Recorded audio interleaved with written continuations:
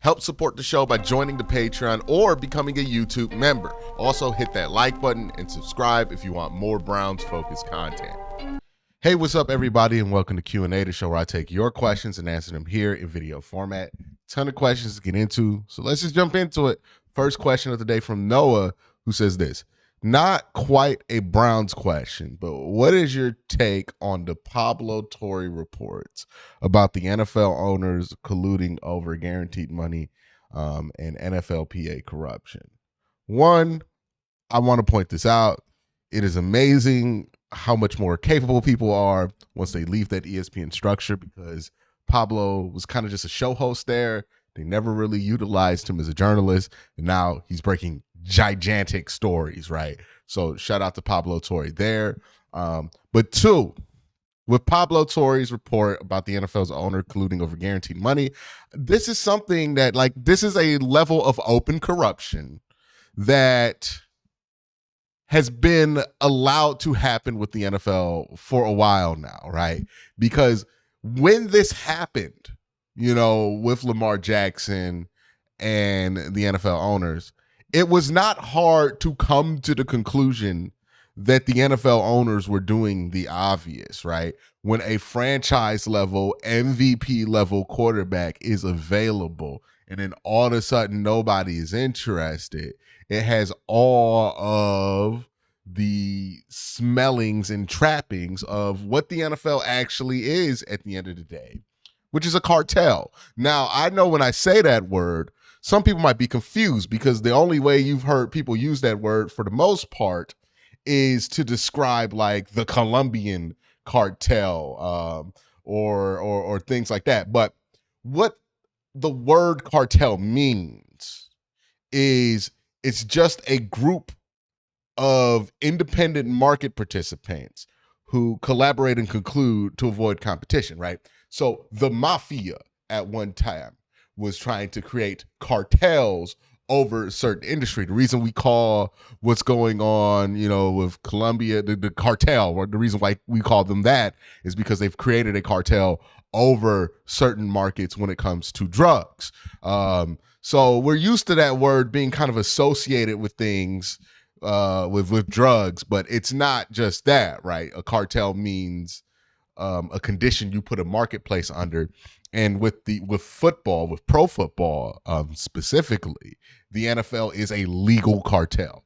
Like, it is, for all intents and purposes, a cartel. You know, you could have a system kind of like college football where all 32 of these teams exist independently and they're in a league, but they can do whatever they want as far as, you know, their existence. But that's not how the NFL works. All 32 teams are under the NFL umbrella. They're a cartel. It's a legal cartel. This is why they could do stuff like the Madden deal, the exclusive license, which, you know, if the NFL wasn't operating in this cartel-like framework, then they wouldn't be able to do it. But anyways, that has always been an open level of corruption the NFL has had. The Lamar Jackson thing made it obvious, right?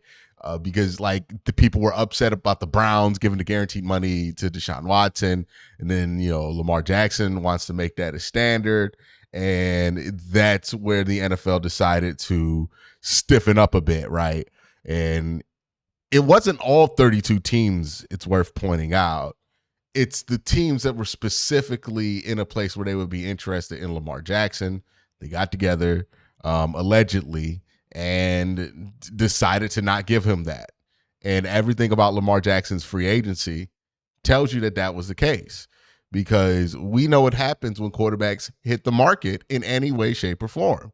The market goes crazy. That was the one time where a quarterback hit the market and nothing happened. You can't tell me it was about the player, because Lamar Jackson's still phenomenal.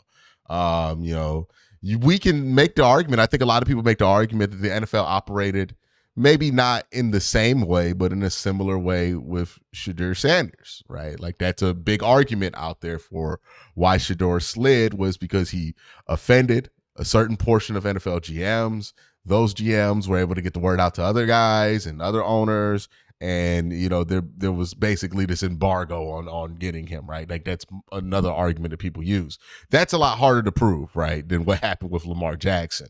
But yeah, I'm not surprised by it, because this is why the NFL exists in the way that it does, to operate like this. And it doesn't mean that that's a good thing. It's not, but that's kind of, at the end of the day, that's why the NFL is okay with splitting the revenue 32 different ways, even though some teams make a lot more money than others, because they understand that having solidarity in certain situations can be beneficial to all of them over time, right? It's billionaire class solidarity that really keeps that whole cartel together, because it's in their best interest as a billionaire class to do that.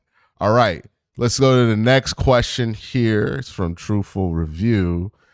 And I love that we started off this Q&A video with a with a review of what cartels are and what we associate them with. You never know what you're going to get on this channel. All right. Do you think SHEDEUR is actually having a fair shot of winning the quarterback competition at all? How many wins do you predict the team to have this upcoming year? I've been pretty consistently, I think they're going to be 6 to 8 wins. I think they'll be a solid team, but not a good team. Somewhere below the 500 marker. The offensive consistency, I just don't see it if it's going to be there unless somebody emerges in the quarterback room, but I don't think that's going to happen, at least for the most part of this year. Maybe it happens with, like, if SHEDEUR takes that leap during the season. But other than that, we really got no real shot of it going down in my mind. So that's my win-loss prediction. Do I think SHEDEUR actually had a fair shot of winning the quarterback competition at all? Here's how I view that question, right? Because I think that's a tough question to really ask. Because what is a fair shot for somebody in SHEDEUR's like situation? He's a 5th-round pick, and he's a rookie. I look at it like this, right? Let's say they were going to replace Michael Wilbon or Tony Kornheiser on Pardon the Interruption. And it's me versus Mina Kimes for that job. If you don't like Mina Kimes, substitute her with your favorite ESPN analyst. It works.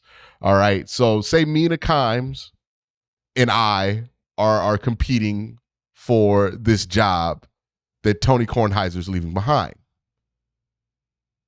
Am I going to get the same level of consideration for that job as Mina Kimes? Obviously not, because Mina Kimes has worked for ESPN. Mina Kimes has a background that would make front office executives more comfortable, and Mina Kimes is more experienced than I am. So even if we, did the same audition, she's going to have a better opportunity, or whoever the person with the ESPN experience, whether it be Pablo Torre or whatever, they're going to have a better chance to get that job than I am. Does that mean I didn't get a fair shot? I mean, some people would consider me even being considered for that job to be given a fair shot, right? Like, because I'm lucky to be considered. And I think that's kind of how I view this quarterback room with SHEDEUR, or at least that's the kind of dilemma I fall into with this quarterback room, and like what's really a fair shot for a rookie, because most rookie 5th-round draft picks do not get to compete for the starting job in any way, shape, or form. Hell, if the Browns didn't trade up to get SHEDEUR and he went to Philly, who was the other team trying to get him, then he wouldn't even be able to compete at all. So is the fact that SHEDEUR's even able to compete for one of 32 starting jobs such a favorable opportunity for somebody drafted in the round that he's in, that regardless of the level of consideration, he's truly going to get to start week 1? It should be considered fair, because it's not usual for somebody in his position to get this opportunity. I think there's an argument there, again, it all comes down to why you think he fell in the draft in the first place. And I think there's like a million different opinions that are valid that you can have for why he fell in the draft. But that's something that you have to factor in. Like a rookie 5th round pick isn't necessarily the same opportunity to start as somebody like Kenny Pickett, who's been a starter on a team that's made the playoffs, who's been a starter for a team for a couple of years, and is a former 1st round pick. Well, that guy's going to get more consideration for the job than a rookie 5th round pick or a rookie 3rd round pick in Dillon Gabriel. You know, Joe Flacco, yeah, he's 41, but he's a former Super Bowl MVP. He's been a franchise quarterback in this league for over 10 years. His resume is perfect for the job that the Browns are asking of him. So, of course, he's going to get more consideration than Dillon Gabriel and SHEDEUR Sanders. We all have this idea that fair means a equaling of the odds, right? Where, you know, a fair competition is that Joe Flacco has the same opportunity to win the job as Dillon Gabriel, as SHEDEUR Sanders, as as Kenny Pickett. But that's not really how that works, right? Because if you're Joe Flacco, you've done everything that you've done in the league, it's probably not fair to you to have your ability to get this job be the same as somebody who just entered the league 6 months ago and has done nothing. Like, how is that fair to you? You've earned this opportunity in the NFL. They've been playing in the Big 12, you know? So that's really what it comes down to. Like, when people complain about the competition not being fair, well, what the fuck does fair mean? Like, I'm being honest with you. What does it really mean? And is that how things work? Because I don't think it is. SHEDEUR has gotten as much opportunity to start for the Cleveland Browns as anybody who was drafted in day 3 is getting to start for their team. Not more, not less. He is getting what is usually offered to a day 3 pick to be able to start. And I think that is fair for SHEDEUR, right? Is it the same percentage of winning this job? No. He has to do a lot more to prove that he should be able to take this job from people who are a lot more experienced than him. But that's how that usually works, right? If I want to beat Mina Kimes and get that PTI job, I got to demonstrate myself as uniquely special for that job. And Mina would probably have to fumble also in order for me to get it. But that's what would be required. And I think that's fair because, you know, that job, if Tony Kornheiser stepped down for PTI, it probably isn't going to go to some dude who's been on the internet, you know, chatting it up about the Browns. It's probably going to go to somebody who's been in that system before, who's done the job, worked with television, worked with advertisers, worked with, hard commercial breaks and all of that stuff. I can understand that, right? And if I wanted that job, I would have to prove that I'm uniquely good for that. Not just good, not just capable, but uniquely capable, generationally capable. You know, I could take it to another level. That's what I would have to prove. And that's similar to what like SHEDEUR or Dillon would have to prove to take this job away from Kenny or Joe Flacco. And look, sometimes we use experience against people on the internet. The fact that Kenny Pickett has played in the league makes people not as high as on him, right? Like, people thought Kenny Pickett was a better player before he played in the NFL than they think Kenny Pickett is now. But the truth is that they're going to respect those years of experience that Kenny Pickett has. They're going to respect Kenny Pickett's win-loss record. And at the end of the day, that's a lot more experience than what rookies are bringing to the table, especially in Joe Flacco's case, right? So that's something to think about, right? When people complain about, is this a fair competition? Are they giving SHEDEUR a fair opportunity to win this job? I would ask this question. Is there a day 3 pick right now that's getting a better opportunity to start right now than SHEDEUR Sanders? If you can come up with like a bunch of day 3 picks that are in better opportunity, they're getting better opportunities to start right now than SHEDEUR, then I will say that it's unfair. But if you can't, like, come up with that and it be reasonable, not just some shit you're pulling out your ass, then it's not unfair. He's getting as much opportunity to start as somebody in his position would. You can like that he's in that position. You can not like that he's in that position. You could think that he should have never been in that position. But the fact of the matter is he's a day 3 pick and he's getting the same opportunity to start as a day 3 pick. I think the disconnect here sometimes is that people want SHEDEUR to have the level of opportunity of a first round pick despite being a day 3 pick. And if you're looking at that through that lens, then no, he's not getting the same opportunity to start as somebody who was drafted in first round. But he's not a first round pick. Regardless if you think he's a first round talent or not, you're not a first round pick. You're not a first round pick. End of story. You're not going to get treated like one. Doesn't matter how talented people think you are. There's no such thing as a first round pick not taken in the first round. So that's how I view it. And I think if we're talking about what truly is fair, I think that's the fair way to view it. The next question comes from Dog Watch, who says this: do you believe we have our future offensive line on the team already behind our aging veterans, or do we need to be concerned and possibly need to replace 4 or 5 of the offensive linemen? Here's what I think. I think this all hinges on DeJuan Jones. If DeJuan Jones is good, then I think we're fine, to be honest with you, right? I think we're going to avoid panic mode. If DeJuan Jones is not good, we're going to enter panic mode. The reason I think that he's the linchpin here is oftentimes when I talk to people who know what they're talking about with offensive line play, they've coached offensive lines, you know, they're well-respected in the offensive line scout community, people like Vach Lombardi, right? He always brings up the concept of numbers on the offensive line. He always says, if you have 4 good offensive linemen, you can hide one, right? And the idea there is, if you have 3 guys who are really good at offensive line, that's enough to get 5 guys over the finish line. It's like, what they call it? It's like a one-legged race. It's where people tie their legs to each other, or it's like a tug-of-war game. I think that's a better way to use it, right? It's like a tug-of-war game.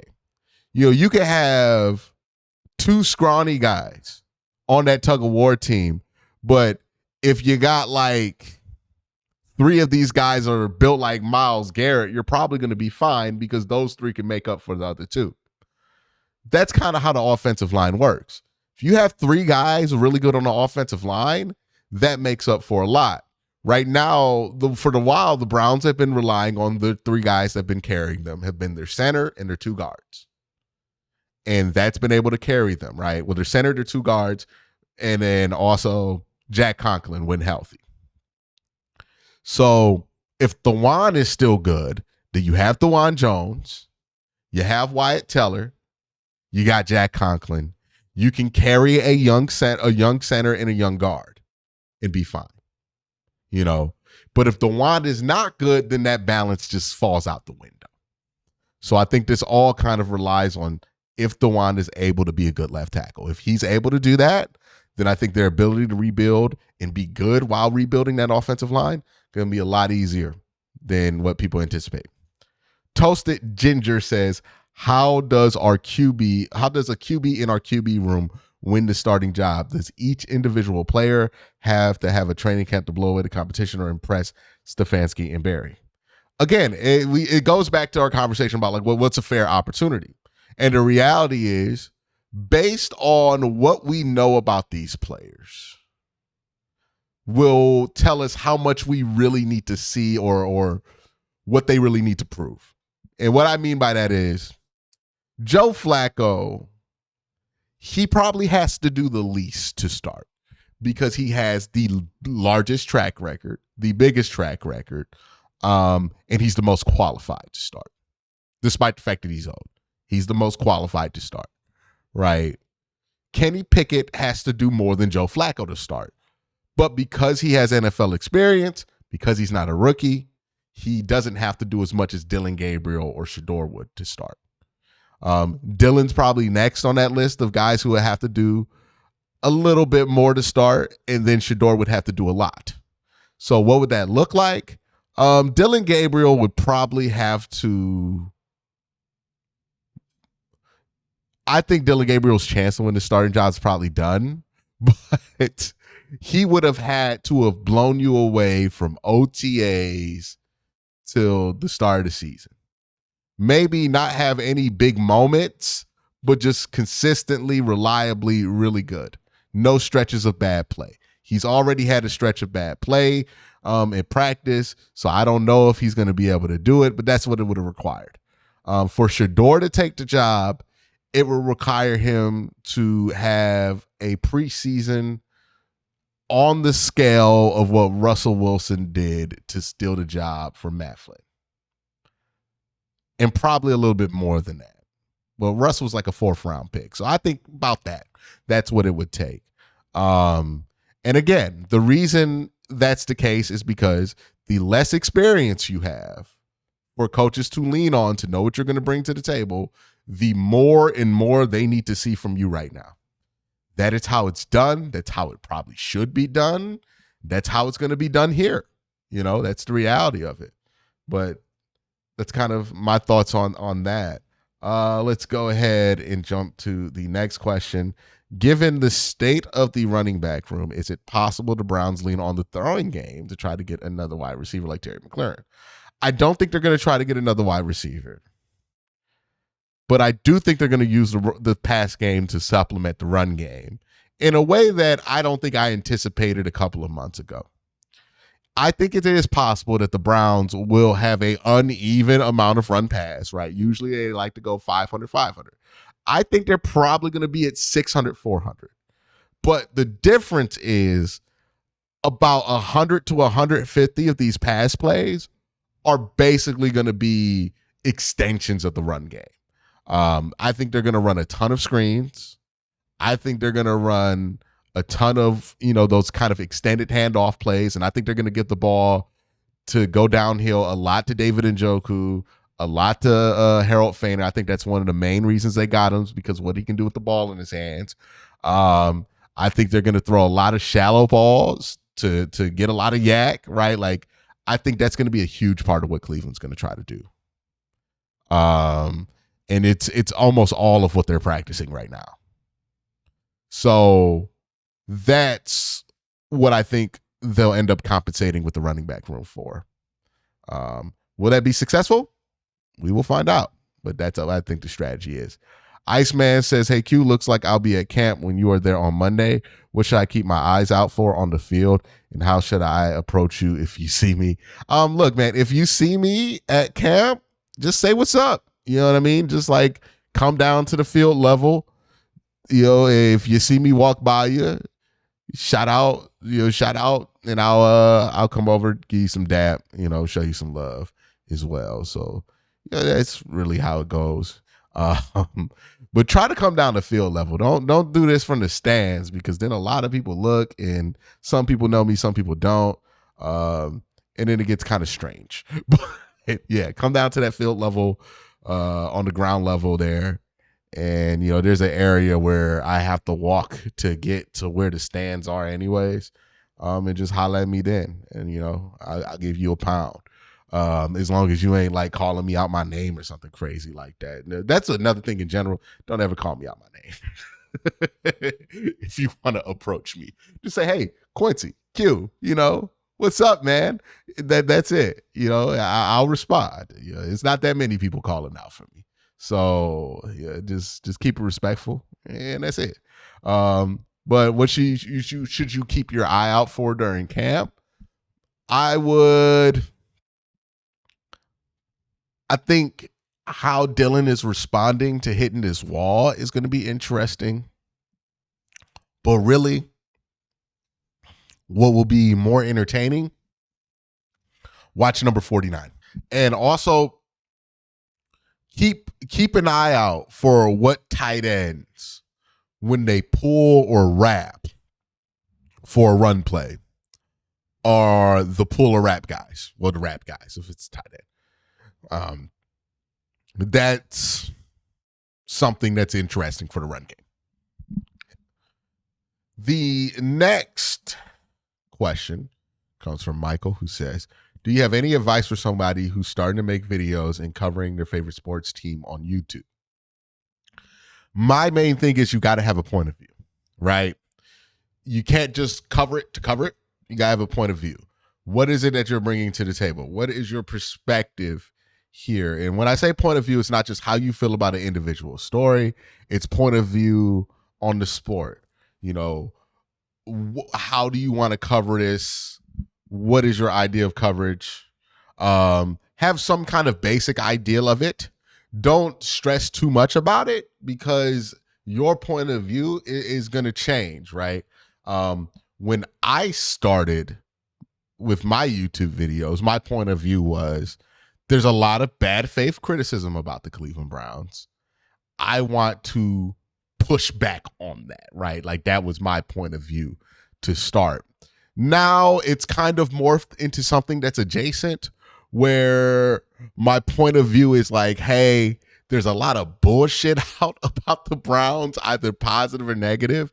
I do think a lot of folks who have covered this team for a while have kind of fallen into just defaulting to negativity because it's usually a good strategy for them.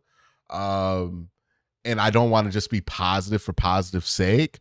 So I try to be as I don't know what the best word is for it, but I know a lot of people use rational, right? Like as rational as possible about this team and try to have a measured response, right? So, your point of view is going to change over time. And look, my point of view is probably going to change over time if I continue to do this.